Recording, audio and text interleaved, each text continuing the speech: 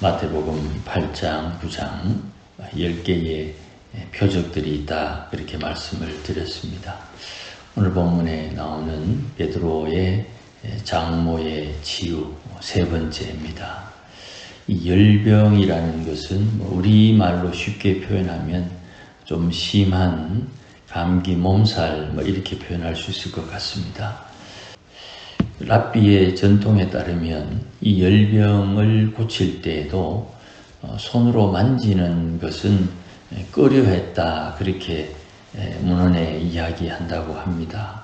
그래서 여기서도 마찬가지로 어제 나병 환자를 예수님께서 만지시듯이 이 열병을 앓고 있는 이 베드로의 장모를 손으로 만지셔서 열병을 떠나가게 했다 하는 이 말씀, 또 어제 언급해드렸듯이 17절의 말씀, 이사야의 예언의 말씀, 우리의 연약한 것을 친히 담당하시고 병을 짊어지셨도다.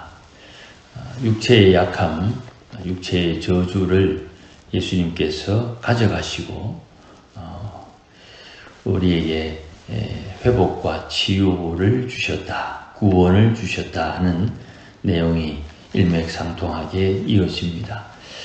누가복음에는 조금 설명이 첨부되어 있습니다만은 마태는 예수님께서 베드로의 장모를 고치시는 이 장면에도 예수님께서 하신 일, 그의 손을 만지사 열병을 예수님께서 가져가신 거기에 초점을 맞춥니다.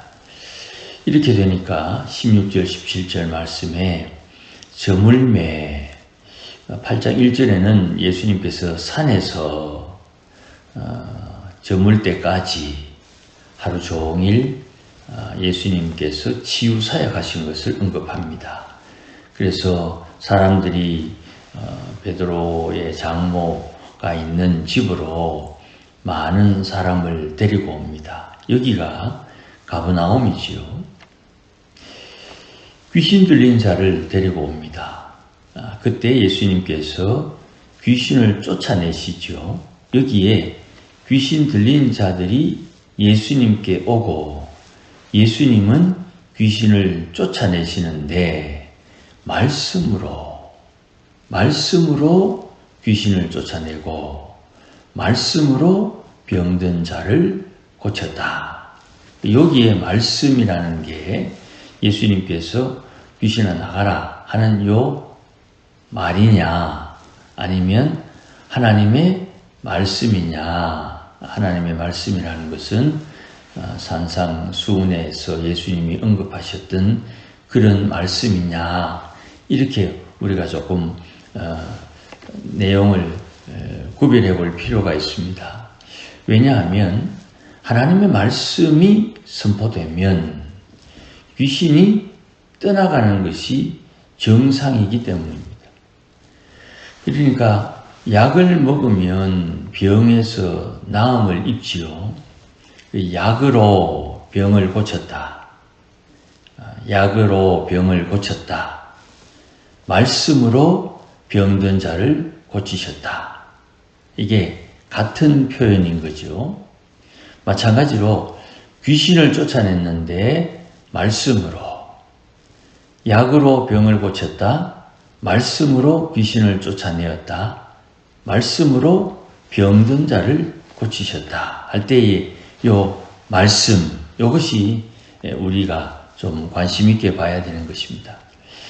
왜냐하면 첫 번째, 예수님은 모세를 통해서 주신 하나님의 말씀, 율법을 바르게 증거하십니다.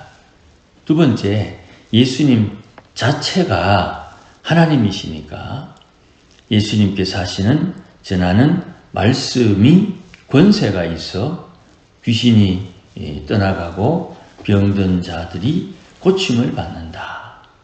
이런 능력이 선지자의 예언 속에 연약한 것을 담당하시고 병을 짊어지셨도다 하는 이 약속을 이루기 위함이다, 이렇게 표현합니다. 그러니까 지금 이런 치유의 사역과 표적이 나타나는 것은 하나님의 약속의 성취, 약속의 결과라는 거죠. 그러면 우리 앞에서 봤던 산상수훈의 5, 6, 7절의 핵심, 너희의 의, 사람의 의와 나의 의, 하나님의 의, 이 의의 결과가 어떻게 달라지느냐를 우리가 간파할 수가 있죠. 하나님의 말씀을 내 마음에 잘 새기면 나의 의, 주님이 주시는 의로, 칭의, 의로 1번 구원받고 2번 험한 세상 가운데 하나님의 구원을 받고 3번 이 세상에서 주의 일을 대신하게 되는 것입니다. 우리가 보통 하나님 앞에 은혜를 입는다 할 때에는 주로 내가 이 땅에 사는 동안 좀 수월하게, 좀 편안하게 사는 여기에 초점이 있지요. 대부분의 사람들의 관심이 거기에 있습니다. 그런데 성경에서 이야기하는 것은 첫째, 예수 믿으면 구원을 받는다. 둘째, 예수 믿었으니 구원받았으니 너를 구원해 준 분을 위해서 산다. 구원받은 우리가 이 땅에 여전히 살고 있는 것은 나를 구원해 주신 분을 위해서 살기 위해 하나님께서 여전히 이 땅에 살게 해주신다는 것이죠. 그러니까 내가 삶의 기준이 아니에요. 나를 살리신 분이 내 삶의 기준이 되는 것이죠. 이게 신앙이 성숙하는, 성장하는 흐름입니다.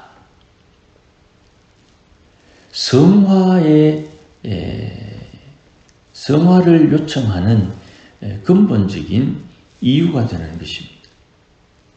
예수 믿고 구원받았다. 그래서 예수 믿고 구원받았으니 신나게 살자.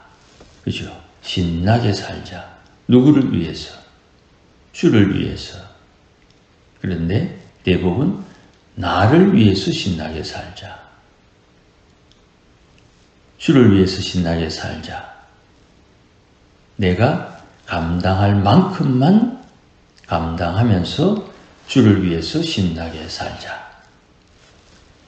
여기에 신앙이 자란다. 자주 쓰진 않는 표현입니다만 신앙의 의식, 시민들이 시민의식을 가지고 있죠. 상점에서 물건을 훔치지 않는다. 이런 시민의식이 있죠.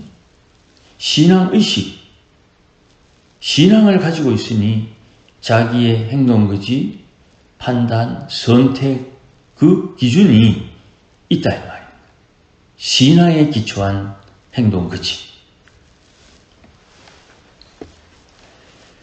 우리를 구원해 주신 주님 앞에 우리가 구원받았음을 즐거워하는 것은 당연한 것이죠. 구원받았으니 이제 어떻게 살 것이냐. 나를 구원해 주신 분을 위해서 살자. 나를 구원해 주신 분이 무엇을 기뻐하는지 알고 그분을 기쁘시게 하며 살자. 그분을 기쁘시게 하며 살자. 여기에 상급이 있는 것입니다. 이것을 깨쳐야 돼요. 그러니 예수님께서 우리의 저주를 가져가시고 우리에게 복을 주셨다. 우리의 연약한 것을 가져가시고 우리에게 치유를 허락하셨다. 이것이 주님께서 하시는 일이고 그것을 표면적으로 보일 때에 귀신을 쫓아내고 병든 자를 고치셨는데 그 방법이 말씀으로 이렇게 되는 겁니다.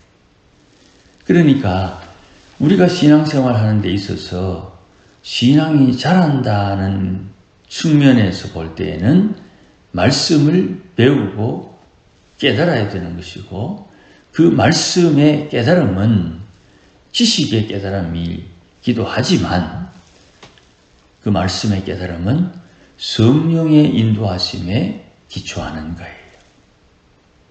성령의 인도하심을 따라 체득 경험함으로 내 몸이 말씀을 배우고 깨닫는 것이에요. 아브라함 아들 이삭이다, 홍해를 가른 사람 모세다, 그거 아는 지식 모르는 것보다 낫지요. 그러나 그 지식이 예수님의 사역과 이어질 때 깨달음을 통해서 구원의 능력을 알게 되는 것이에요. 홍해 가른 사람 모세다, 그것만으로는 아무런 의미가 없어요. 대한민국 초대 대통령은 이승만이다, 그것과 별게 다를 바가 없는 거예요. 이승만 대통령이 이 나라에 자유민주주의의 기초를 낳았다, 이게 의미가 있는 것이고, 그 전통이 지금까지 70년 이상 이어져 오고 있다, 이게 중요한 것이죠. 그 역사관이 되는 것이죠. 18절 이후에 나오는 예수님을 따르는 사람에 대한 배경을 우리가 좀 살펴야 됩니다. 내일 등장하는 23절의 배경이 18절 말씀입니다. 베드로 집에서 예수님께서 말씀으로 귀신을 쫓고 병든 자를 고치시고 하니 많은 사람들이 예수님을 애워싸게 됩니다. 지금 요 시기가 시간적인 시간이 저녁입니다. 해가 졌습니다. 해가 졌는데 예수님을 애워싸니까 예수님께서 제자들에게 바다 건너편으로 가자 하는 말씀, 명령을 하십니다. 이게 쉽게 이해가 되지 않지요.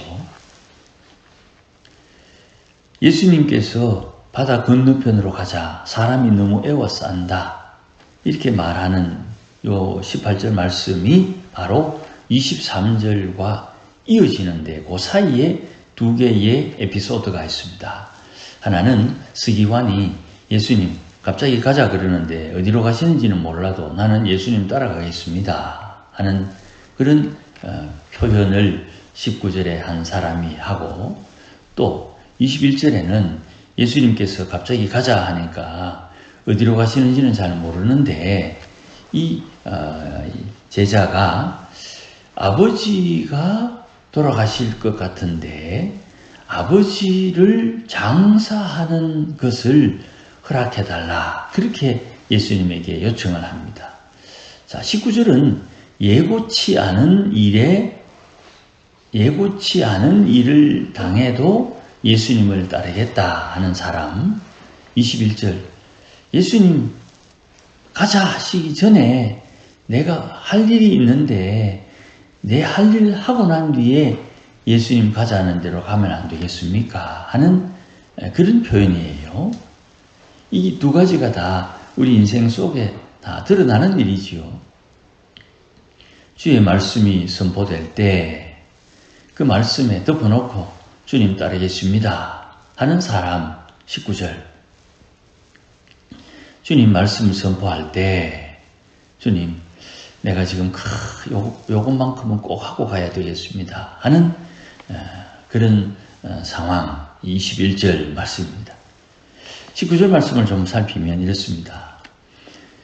예수님께서 가자 하니까 그렇지, 예수님 가자 하면 어디로든지 가야지 하는데 예수님께서 아서라 내가 어디로 가고자 하는지 알고나 가고자 하느냐. 주님 가시자 하면 어디든지 가야지요. 그래, 내가 어디로 가려고 하는지 알고 가느냐. 이런 질문이 왜 예수님께서 질문을 하느냐 하면 주님 가자 해서 왔는데 왜 머리 둘 곳도 없습니까? 주님 가자 했으면 왔는데 왜 먹고 사는 게 이렇게 어렵습니까? 주님 가자 해서 왔는데 왜 안식할 곳이 없습니까? 주님 가자 해서 왔는데 왜 이렇게 고달픕니까? 나중에 그런 소리 하지 말아야죠. 주님 가는 길은 고난의 길이다. 주님 가는 길이 메시아, 저 예루살렘의 성을 다시 정복하고 그 성을 빼앗으려고 하는 영광의 길이 아니다. 귀신 쫓아내고 병든 자도 고치고 하는 거 보니까 저분 따라가면 뭐라도 되겠다. 그런 생각으로 주를 따르면 안 된다 이 말이죠. 그러니까 우리가 이런 질문을 스스로에게 던지는 거예요. 주님, 왜 주님께서 인도하시면 어디든지 가십니다. 주님께서 내가 어디로 가는지 알고 가나? 이런 질문이란 말입니다. 모릅니다. 주님 가시는 길은 다 영광의 길 아니십니까? 나는 머리 둘 곳도 없는 길을 가는데 네 머리 둘 곳 없는 곳에 가서 불평할 자신 있나? 인생이 고달픈 것 하나도 안 변해도 네 주님을 따를 수 있나? 이런 질문이에요. 묵상할 것이 좀 있지요. 21절 말씀에 아버지를 먼저 장사하도록 허락해 주십시오. 예수님의 대답이 죽은 자들이 그들의 죽은 자들을 장사하게 하고 이랬지요. 그러니까 여기서 죽은 자들은 영혼이 생명이 없는 사람들 이렇게 볼 수 있습니다. 죽은 자들이 죽은 자들을 장사하고 너는 나를 따르라. 주님, 이 문제를 해결하고 내가 가야 되겠습니다. 그 문제 해결하는 것은 생명의 역사에 별로 도움이 안 된다 이 말이죠. 하나님의 부르심을 받을 때는, 주의 부르심을 받을 때는 주께서 책임을 지고 주님이 부르는 것입니다. 주님께서 부르지도 않았는데 주님 어디로 가든지 내가 주를 따르겠습니다 하는 것은 뭔가 아직 잘 모르는 거예요. 이 두 가지의 질문은 성도들이 늘 선택하는 입장에서 고려해야 되는 사항이에요. 주님이 시킨 일을 해야 되는 거예요. 내가 이거 했으면 좋겠다. 물론 좋겠지요. 주님이 시킨 일을 해야 되는 거예요. 그게 제자로서 마땅히 해야 할 태도, 자세가 되는 것입니다. 이걸 제자도라고 합니다. 예수 믿는 사람들은 예수님이 시킨 일을 해야 되는 거예요. 안 시킨 일을 하면 약속에 따른 상급이 없습니다. 약속을 받아도 한 세상, 약속을 받지 않아도 한 세상, 어차피 한 세상 사는데 하나님 앞에 설 때 상급을 받아야죠. 하늘의 보화를 쌓아야 된단 말입니다. 왜냐? 내 마음이 하늘에 있으니까.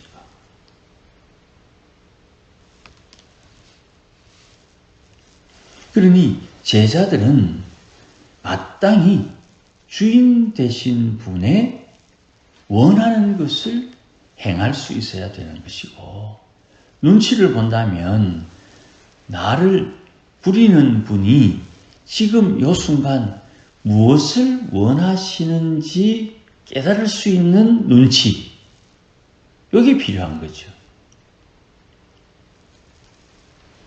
주님의 눈치를 보는 거예요. 주님이 원하시는 것.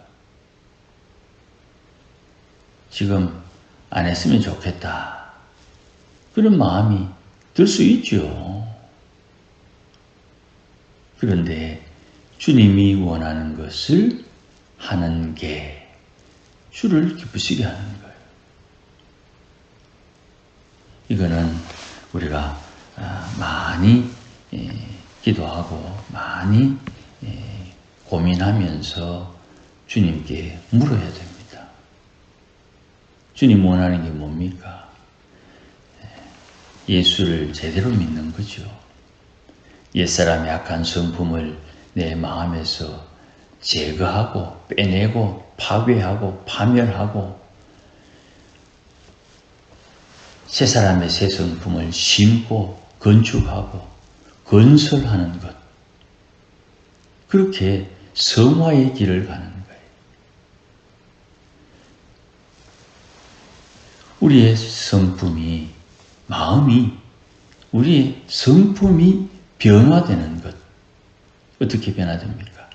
말씀에 순종해서 말씀의 열매를 맺는 마음, 성령에 순종해서 성령의 열매를 맺는 마음, 그 마음이 주의 이름 귀히 여겨서 하나님의 나라가 이루어지는 마음.